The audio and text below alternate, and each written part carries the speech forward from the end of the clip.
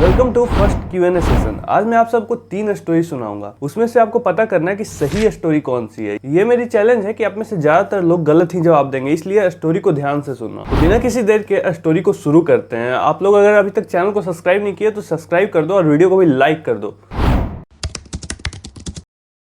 ये स्टोरी है एक लड़के की जिसका नाम शिवांश होता है और वो एक मिडिल क्लास फैमिली से बिलोंग करता है। लेकिन मिडिल क्लास फैमिली से होने के बाद भी उसके सपने बहुत ज्यादा बड़े थे। वो बहुत ज्यादा रिच बनना चाहता था, बहुत सारा पैसा कमाना चाहता था और उसे बहुत ही जल्द पता चल गया कि पैसा अगर कमाना है तो हमें जॉब नहीं, हमें बिजनेस करनी चाहिए। जॉब से हम पैसा कमा सकते हैं लेकिन वो सिर्फ उतनी पैसा होगी जिससे हम अपना जिंदगी जी सकते हैं। लेकिन अगर मुझे रिच होना है तो मुझे बिजनेस करना पड़ेगा। इसलिए उसने बिजनेस करने का फैसला लिया। एट द एज ऑफ 18 वो अपना पहला बिजनेस करना चाहता था, लेकिन उसके घर वाले उसके खिलाफ थे। वो नहीं चाहते थे कि उनका बेटा कोई बिजनेसमैन बने। वो चाहते थे कि उनका बेटा कोई स्टेबल जॉब ले और कोई यूपीएससी या फिर किसी और चीज़ की तैयारी करे। लेकिन शिवांश रुकने वाले लोगों में से नहीं था। एक दिन वो अपने माँ बाप से लड़ करके कुछ पैसे लेकर के घर से चला गया। उसने इतने ही पैसे लिए थे जिससे वो एक छोटा मोटा बिजनेस कर सके, एक छोटा मोटा व्यापार खोल सके। वो उन पैसों से एक छोटी सी बिजनेस करता है और धीरे धीरे करते करते विद द टाइम 5 साल 10 साल के बाद वो एक अच्छा बिजनेसमैन होता है और वो एक बहुत ही रिच लाइफ जी रहा होता है। लेकिन शिवांश अभी भी खुश नहीं था क्योंकि वो अपने माँ बाप से लड़ करके आया था और वो चाहता था कि अब वो उनको जाकर के सॉरी बोल दे, क्योंकि उसे अब गिल्ट फील हो रही थी। तो 10 साल के बाद वो अपने घर पे वापस जाता है।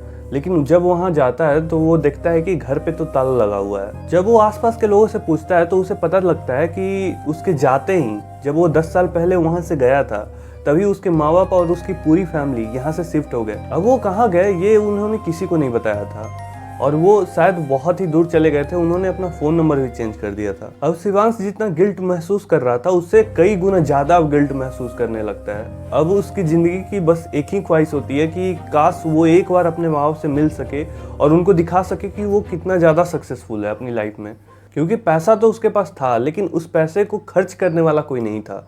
उस पैसे से कोई लाभ उठाने वाला कोई नहीं था। वो दिन रात पागलों की तरह उनका खोज करवाता है। वो अपने सारे हथकंडे अपनाता है अपने माँ बाप तक पहुंचने के लिए। लगातार 5 साल वो उन्हें ढूंढता रहता है। लेकिन इतना सब करने के बाद भी उसके माँ बाप का उसको बिल्कुल पता नहीं लगता है। अब शिवांश टूट चुका था। अब वो बैठ करके बस ये सोचता है कि काश 15 साल पहले वो अगर अपने माँ बाप से नहीं लड़ा होता, भले ही उसके पास इतनी ज्यादा सक्सेस नहीं होती, लेकिन आज वो अपने माँ बाप के साथ होता और एक अच्छी लाइफ जी रहा होता। भले ही एक रिच लाइफ नहीं होती लेकिन एक प्रॉपर लाइफ जी रहा होता और वो अपनी जिंदगी में खुश होता।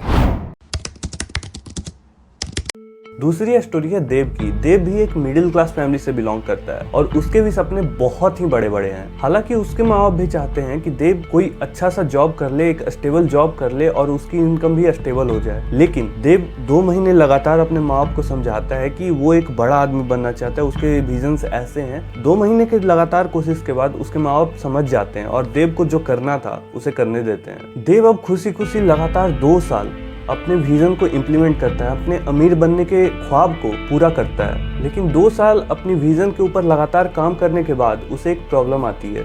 उसकी एक गर्लफ्रेंड हुआ करती थी पहले, जिसे वो प्रॉपर टाइम दिया करता था। लेकिन जैसे ही वो अमीर बनने के रास्ते पे आगे बढ़ता है वो अपनी गर्लफ्रेंड को टाइम देना भूल जाता है, जिसके चलते उसका ब्रेकअप हो जाता है और वो मेंटली अनस्टेबल हो जाता है। अब जितना जल्दी शिवांश ने सक्सेस अचीव की थी अपनी लाइफ में बिना किसी डिस्ट्रैक्शन के, अब इसकी लाइफ में डिस्ट्रैक्शन आ जाता है और 2 साल 3 साल ये अपने आप को डिस्ट्रॉय कर देता है। लेकिन 3 साल 4 साल के बाद उसे फिर से याद आता है कि उसे लाइफ में करना क्या था और वो फिर से जुट जाता है खुद को अमीर बनाने में। सक्सेस तो उसे मिलती है लेकिन 20 साल उसमें लग जाते हैं, उसके 20 साल उसमें बर्बाद हो जाते हैं। लेकिन लास्ट में उसे सक्सेस मिल जाती है। अब जब जिस स्टेज में उसे सक्सेस मिलती है उसके माँ बाप उस टाइम बहुत ही बूढ़े हो चुके थे। उसने जैसा सोचा था कि वो जब पैसा कमाएगा तो अपने माँ बाप के लिए ये करेगा वो करेगा, वो सब धरा का धरा रह जाता है और कुछ टाइम के बाद उसके माँ बाप भी डेथ कर जाते हैं। अब देव भी शिवांश की तरह एक गिल्ट में जीता है। वो बस अब सोचता है कि जितनी उसके माँ बाप ने उसकी केयर की थी, जितनी उसके माँ बाप ने उसके सपोर्ट किए थे हर स्टेज पे, काश वो थोड़ा सा सपोर्ट उन्हें भी दिखा देता, काश मरने से पहले उनके लिए कुछ कर देता। लेकिन अफसोस जो अब हो चुका है उसे अब कोई चेंज नहीं कर सकता है और देव भी अब इस गिल्ट के साथ अपनी पूरी जिंदगी बिता देता है। राधिका भी एक मिडिल क्लास फैमिली से बिलोंग करती है और वो भी पहले सोचती है कि वो भी अपनी लाइफ में रिच बनेगी। लेकिन जब वो शिवांश और देव की स्टोरी सुनती है तब उसे पता चलता है कि यार रिच बनने में फ़ायदा नहीं है। उसे अपने माँ बाप के साथ टाइम स्पेंड करना चाहिए और उन्हीं के साथ अपनी ज़िंदगी बितानी चाहिए। पैसा कमा करके वो सारी खुशियाँ अपने पास नहीं ला सकती है। राधिका अपने सारे सपने को छोड़ करके, अमीर बनने के सारे ख्वाब को छोड़ करके अपने माँ बाप के साथ रहना शुरू कर देती है और जैसा जैसा उसके माँ बाप कहते हैं उसको करने के लिए वो वैसा वैसा ही करती है। वो अपनी सारी डिग्रियां आराम से कंप्लीट करती है और उसके बाद एक जॉब करती है। उसकी लाइफ अच्छी चल रही थी, 10 साल 15 साल उसकी लाइफ अच्छी चली। लेकिन उसके बाद उसे जॉब से निकाल दिया गया और वो एक अनएम्प्लॉयड की तरह रोड पे भटकने लगी। और फिर उसके बाद उसे जॉब भी नहीं मिली, जिसके चलते 2-3 साल के बाद उसके घर में अब पैसे की तंगी होने लगी। घर में और कोई कमाने वाला नहीं था, इस चलते अब घर में पैसे के चलते लड़ाई भी होने लगी। राधिका ने जैसा सोचा था कि वो लोग बहुत आराम से और प्यार से रहेंगे, जिस रास्ते को उसने चूज किया था, अब उसे वो रास्ता भी गलत होता हुआ दिखाई दे रहा था। रोज के लड़ाई झगड़े से तंग आकर एक दिन राधिका ने फैसला किया कि वो कोई अच्छी सी स्टेबल जॉब पकड़ेगी, जिसके लिए वो बहुत ही प्रयास करती है, बहुत हाथ पैर मारती है। लेकिन उसके पास स्किल ना होने के चलते उसे कहीं भी जॉब नहीं मिलती है। अब वो बैठ करके सोचती है कि काश वो थोड़ी सी अपनी जर्नी को शुरू करती, थोड़ी सी अपनी रीच बनने की जर्नी को शुरू करती, ताकि आज उसे ये पैसे की दिक्कत नहीं होती। अब बारी आपकी है, आप इन तीनों में से चूज करके बताइए कि सबसे सही स्टोरी कौन सी है, या आपसे कौन सी स्टोरी ज़्यादा रिलेट कर पा रही है। अब सबके अलग अलग आंसर होंगे। कुछ लोग राधिका की स्टोरी से ज़्यादा कनेक्ट कर पा रहे होंगे, कुछ लोग देव की स्टोरी से कनेक्ट कर पा रहे होंगे, कुछ लोग शिवांश की स्टोरी से कनेक्ट कर पा रहे होंगे। लेकिन अगर मेरी मानो तो ये तीनों स्टोरी सही हैं या ये तीनों स्टोरीज गलत हैं। अब क्या तीन ही तरह के लोग होते हैं?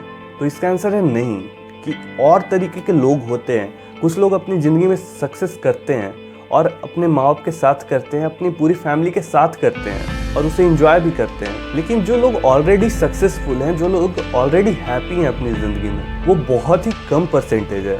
मैक्सिमम लोग यही तीनों कैटेगरीज में आते हैं। अगर इन तीनों स्टोरीज को आपने ध्यान से सुना और इन तीनों स्टोरीज में से आप किसी एक स्टोरी से रिलेट कर पा रहे हो तो कमेंट जरूर करना। देखो, बात सिर्फ इतनी सी है ना कि डिसीजन आपको लेना है। हर डिसीजन का कुछ ना कुछ नुकसान या फायदा होगा। हम लोग मिलते हैं नेक्स्ट वीडियो में और किसी और नए टॉपिक के साथ।